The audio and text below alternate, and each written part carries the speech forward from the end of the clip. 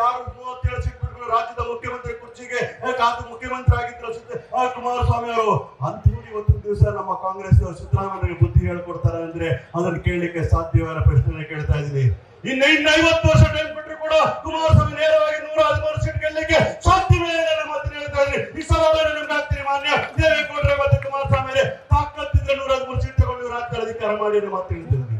ನಾವೀಗ ಅಧಿಕಾರದಲ್ಲಿ 136 ಸೀಟು ಹೆಚ್ಚು 150 ಸೀಟ್ ತಗೊಂಡು ಮತ್ತೆ ಅಧಿಕಾರ ಕೊಡ್ತಾರೆ. ಸವಾಲನ್ನು ಹಾಕ್ತೀನಿ ಚಂದ್ರಸ್ವಾಮಿ ಅವರ ಕ್ಷೇತ್ರ ಈ ಡಿಸ್ಟ್ರಿಕ್ಟ್ ಅಲ್ಲಿ ಮಾತು ಹೇಳ್ತಾ ಇದ್ದೀನಿ.